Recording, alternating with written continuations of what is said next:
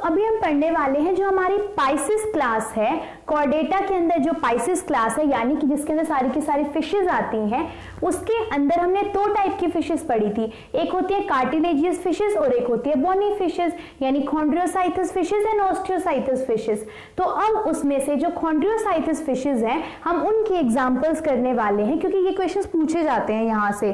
ठीक है, हमारे पास में देखो हमारे जो एग्जाम्स होते हैं ना, हमारे पास में अगर सीबीएसई के अकॉर्डिंग देखें तो हमारे पास में 1 मार्क का क्वेश्चन यहाँ से बनता है और एमसीक्यूज में तो मोस्टली पूछे ही यही जाते हैं हमारे पास में। ठीक है, तो देखो सबसे पहले क्या दे रखा है, स्कोलेडोन नाम की एक फिश होती है, सारे की सारी कार्टिलेजियस फिशेज है। कार्टिलेजियस फिशेज का दूसरा नाम क्या होता है, कॉन्ड्रियोसाइटस फिशेज। मैंने यहाँ पे लिखा भी होगा कहीं पे, ये रहा देखो कॉन्ड्रियोसाइटस फिशेज। ठीक है, तो सबसे पहला एग्जांपल है स्कोलेडन। स्कोलेडन फिश का सबसे मेन पॉइंट क्या है कि इसको डॉग फिश या फिर डॉग शार्क कहा जाता है। स्कोलेडन को क्या कहा जाता है, डॉग फिश या फिर डॉग शार्क। क्यों कहा जाता है, क्योंकि इनके पास में एक अच्छी खासी सेंस होती है ऑल्फैक्शन की, मतलब सूंघने की एक अच्छी स्मेल होती है, इसलिए इन्हें क्या कहा जाता है, डॉग फिशेस कहा जाता है। नेक्स्ट है कि इनके अंदर एम्पुला ऑफ लॉरेंजिनी प्रेजेंट होती है। ठीक है, कॉन्ड्रोसाइटिस के अंदर एक फीचर होता है कि इनके अंदर ना एम्पुला ऑफ लॉरेंजिनी नाम का एक ऑर्गन प्रेजेंट होता है जो कि जैसे शार्क के अंदर प्रेजेंट होता है और आपके पास में जो स्कोलेडन फिश है इसके अंदर भी प्रेजेंट होता है। ठीक है, कौन सा ऑर्गन, एम्पुला ऑफ लॉरेंजिनी। ठीक है, उसके बाद में नेक्स्ट आता है राइनाडोन। राइनाडोन फिश को राइनाडोन को हम क्या बोलते हैं, गिटार फिश। क्यों बोलते हैं, क्योंकि इसकी शेप ना गिटार की तरह होती है, मतलब ना कुछ इस तरीके की शेप आपको दिखाई देगी, ऐसा कुछ दिख रहा है ना, ऐसी शेप होती है इसकी, ये कुछ कुछ गिटार की तरह दिखाई दे रहा है ना, इसीलिए राइनाडोन को क्या नाम दिया जाता है, गिटार फिश। डोन मतलब राइनो ने क्या करा, डोन मतलब सारी जगह पे क्या कर लिया, अपना राज कर लिया गिटार बजा के, ऐसा कुछ।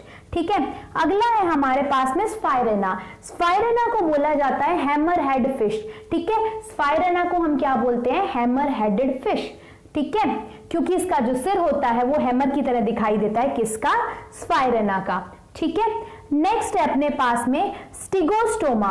जो स्टिगोस्टोमा होती है इसको टाइगर या फिर जेब्रा फिश बोलते हैं। क्यों, क्योंकि इसकी पूरी बॉडी के ऊपर जैसे जेब्रा के ऊपर स्ट्राइप्स होते हैं, ठीक वैसे ही क्या होते हैं, इसकी बॉडी के ऊपर स्ट्राइप्स होते हैं, इसीलिए ही स्टिगोस्टोमा को क्या बोला जाता है, टाइगर एंड जेब्रा फिश।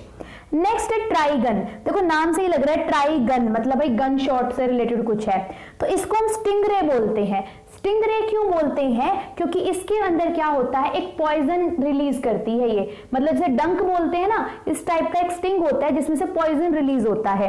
तो जो ट्राइगन है इसको स्टिंगरे बोला जाता है। क्यों, क्योंकि जो इसका डोर्सल फिन होता है वो मॉडिफाई हो जाता है एक स्टिंग के अंदर, और वो स्टिंग क्या होता है, पॉइजनस होता है, इसलिए इसको पॉइजन फिश भी बोला जाता है। क्यों, क्योंकि इसका जो स्टिंग होता है वो क्या होता है, पॉइजनस होता है मतलब। और वो स्टिंग किसके अंदर, किसकी वजह से बना, यानी फिश के अंदर जो डोर्सल फिन था वो मॉडिफाई होकर किसमें कन्वर्ट हो गया, एक स्टिंग के अंदर, और स्टिंग के अंदर क्या होता है, जहर होता है, इसलिए इसको क्या बोलते हैं, पॉइजन फिश भी बोलते हैं। ठीक है, अगला है टॉर्पेडो। नाम से देखो टॉर्पेडो किसी तूफान से का नाम लग रहा है, सो टॉर्पेडो को हम क्या बोलते हैं, इलेक्ट्रिक रे बोलते हैं। इलेक्ट्रिक रे मतलब ये पानी में क्या करती है, इलेक्ट्रिक करंट को प्रोड्यूस करती है। ठीक है, जैसे बिजली के झटके होते हैं ना, ऐसे देती है ये, इसलिए इसको इलेक्ट्रिक रे भी बोलते हैं। खासकर टॉर्पेडो और ट्राइगन ये दो तो जरूर पूछे जाते हैं। टॉर्पेडो में इस तरीके से याद रखना, कोई तूफान है तो इलेक्ट्रिक से, यानी इलेक्ट्रिसिटी में तूफान हो तो बिजली कम चमकेगी, तो उस रिलेटेड से कुछ मान लो। और ट्राइगन मतलब भाई गन तो क्या होती है, गन के अंदर पॉइजन होता है, मतलब ये मान लो कि कोई पॉइजन वाली गन थी, इसलिए इसका नाम क्या दिया गया, पॉइजन फिश, और उसका इलेक्ट्रिक रे।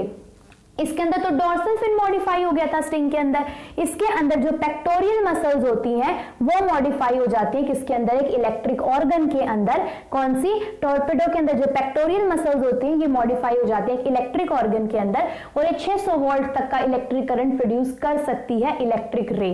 ठीक है, दूसरा है हमारा, सेवेंथ पोर्शन है आपके पास में प्रिस्टिस। प्रिस्टिस को कहा जाता है शो फिश, यानी आरी फिश, मतलब इस तरीके से मान सकते हो कि प्रिस्टिस को क्या बोलते हैं, शो फिश बोलते हैं। उसके बाद में आपके पास में आता है कारकैरोडोन। कारकैरोडोन किसको बोलते हैं, ग्रेट व्हाइट शार्क जो होती है ना, व्हाइट शार्क हम पढ़ते हैं, तो ग्रेट व्हाइट शार्क का दूसरा नाम क्या होता है, कारकैरोडोन। ठीक है, उसके बाद में चिमेरिया, ये भी बहुत इंपॉर्टेंट है। चिमेरिया इंपॉर्टेंट क्यों है आपके पास में? कोई चिमेरिया बोलता है, कोई किमेरिया बोलता है, ठीक है। इसको हम रैबिट फिश बोलते हैं, किंग ऑफ हेरिंग के नाम से जानते हैं। रैबिट फिश बोलते हैं और किंग ऑफ हेरिंग के नाम से भी जानते हैं इसको। इसके अंदर ना ओपरकुलम प्रेजेंट होता है।